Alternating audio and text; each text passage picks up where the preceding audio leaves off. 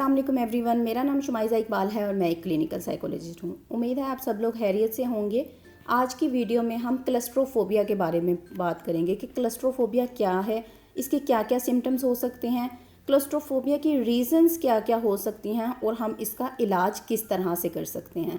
तो सबसे पहले हम सिम्टम्स देखते हैं कि क्लस्ट्रोफोबिया के क्या क्या सिम्टम्स हैं। क्लस्ट्रोफोबिया का जो मरीज़ होता है वो बंद जगहों से खौफ खाता है, वो बंद जगहों पर नहीं रह सकता। जैसा कि एक कमरा है वो बिल्कुल हर तरफ से बंद है, उसमें कोई विंडो नहीं है, कोई रोशनदान नहीं है, तो उसको महसूस होगा, वो वहाँ जाने से अवॉइड करेगा। वो कहेगा यहाँ मतलब मैं अंदर जाऊँगा तो मेरा दम घुट सकता है, मुझे सांस लेने में मसला हो सकता है। उसके जहन में इस तरह की सोचें आना शुरू हो जाएंगी। तो क्लस्ट्रोफोबिया के सिम्टम्स में जिस्मानी सिम्टम्स जो वाजिया होते हैं वो उनकी दिल की धड़कन तेज़ हो जाती है, सांस लेने में मसला होना शुरू हो जाता है, बेचैनी होना शुरू हो जाती है, एकदम से सीने में दर्द शुरू हो जाएगा, पट्ठों में खिंचाव आना शुरू हो जाएगा, हाथ पांव सुन्न होना शुरू हो जाएंगे। और इस खौफ से कि मैं ये बंद जगह पर जाऊंगा या इस तरह से उनको नींद में कमी आना शुरू हो जाएगी। जो जहनी कैफियत उनकी होती है वो उनको मुस्तकबिल के बारे में सोचें आना शुरू होती हैं, अनजाना खौफ आना शुरू हो जाता है और तवज्जो वो किसी काम पर इस दौरान में नहीं दे सकते। इस तरह के जो सिम्टम्स हैं वो आपके क्लस्ट्रोफोबिया में आ सकते हैं, यानी कि सारे के सारे एंजाइटी के सिम्टम्स आपके क्लस्ट्रोफोबिया के मरीज़ को आएंगे। लेकिन वो उसको उस वक्त आएंगे जब उसने या तो बंद जगहों पर जाना होगा या वो बंद जगह पर बैठा हुआ होगा। उस वक्त उसके जो अलामात हैं उसमें शिद्दत आना शुरू हो जाएगी। इस तरह के जो मरीज़ होते हैं ना, उनकी ज़िंदगी में बहुत सा इम्पैक्ट आ रहा होता है उनकी इस बीमारी की वजह से। जैसा कि वो किसी के घर नहीं जाएंगे इस खौफ से कि वहाँ कोई कमरा बंद ना हो, वो सफ़र नहीं कर सकते। जैसा कि उनको अगर कोई काम के सिलसिले में उनको दूसरे शहर जाना पड़ रहा है तो वो जहाज़ में सफ़र नहीं कर सकते, वो बस में सफ़र नहीं कर सकते कि बस का दरवाज़ा बंद हो जाएगा तो हमारा सांस ना रुक जाए, हमें हमारा दम ना घुट जाए। वो जो है वो कहीं जैसे टनल सी कई जगह आ जाती है तो वो एकदम से पैनिक होना शुरू हो जाएंगे कि हमारे प्रॉब्लम आना शुरू हो गया, अब हम इसको क्या कैसे कोप अप इसमें करेंगे।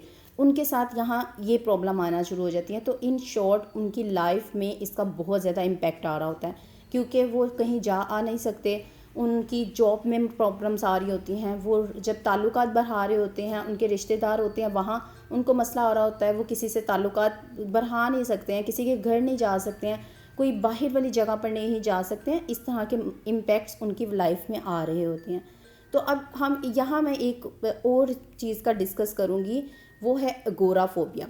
अगोराफोबिया और क्लस्ट्रोफोबिया को बहुत ज़्यादा मिक्स किया जाता है, जबकि अगोराफोबिया खुली जगहों का खौफ है। जैसा कि क्लस्ट्रोफोबिया मैंने आपको बताया कि बंद जगहों का खौफ है, बंद कोई भी बंद जगह होगी उसमें खौफ आ रहा होगा।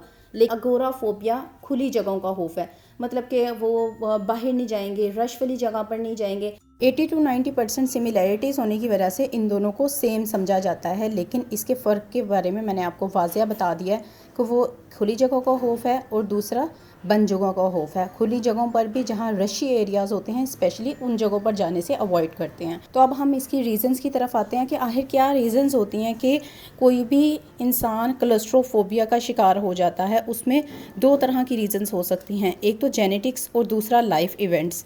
जेनेटिक्स से मुराद आपकी जीन्स में वो चीज़ मौजूद है, मतलब कि आपके फैमिली में पहले से अगर किसी को कोई इशू है, कोई प्रॉब्लम है, तो वो आपके जीन्स के थ्रू आ सकती है, आपके न्यूरोट्रांसमीटर्स के थ्रू आ सकती है और वो प्रॉब्लम आपको भी हो सकती है। जैसा कि फ़ादर को हो गया या करीबी रिश्तेदारों में ददियाल या ननियाल में से किसी को है तो ये आप में भी आ सकता है।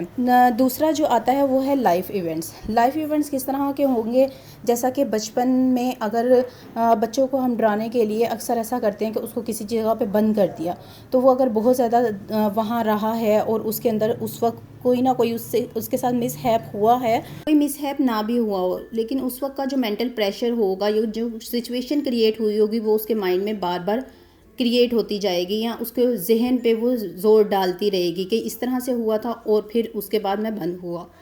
ये जो चीज़ है ना, ये उसका एक लाइफ स्ट्रेसर बन जाएगा जिसकी वजह से उसको क्लस्ट्रोफोबिया की प्रॉब्लम हो सकती है। तो ये दो रीज़न्स जो हैं वो मेन सामने आती हैं क्लस्ट्रोफोबिया की। अब हम आते हैं इसके ट्रीटमेंट की तरफ। ट्रीटमेंट में सबसे ज़्यादा जो साइकोलॉजिकल ट्रीटमेंट किया जाता है वो है डिसेंसिटाइजेशन की टेक्निक। मतलब कि हमने मरीज़ को प्रॉब्लम का सामना करवाना है, उसकी सेंसिटिविटी को ख़त्म करना है।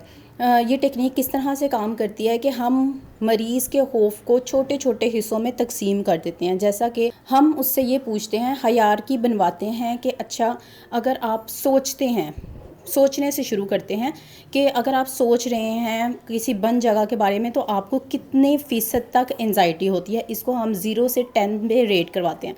तो वो मुझे कहते हैं कि अच्छा, मुझे जो है ना 2 से 3% तक एंजाइटी होती है, मतलब इसको मैं 2-3 पे रेट करता हूँ, मुझे इतनी ज़्यादा नहीं होती, मतलब होती है और फिर काम डाउन मैं हो जाता हूँ। ठीक है, ये उनका 1 परसेंटेज है। फिर मैं कहूँगी अच्छा, अब हम जाने लगे, तैयारी के वक्त में आपको कितनी जो है ना वो एंजाइटी होगी, तो वो कहेगा यहाँ मेरी एंजाइटी जो है ना 6-7 पर मुंतकिल हो जाएगी, मतलब मैं एंशियस ज़्यादा हूँगा कि अब मैं जा रहा हूँ।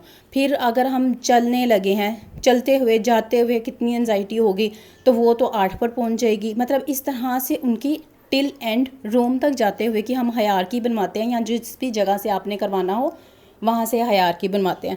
इस तरह जब आप छोटे छोटे में हिस्सों में तकसीम कर देते हैं तो उसकी एक एक हिस्से को हम लोएस्ट एंजाइटी लेवल से शुरू करते हुए हाईएस्ट एंजाइटी लेवल पर उसको डिसेंसिटाइज करते रहते हैं।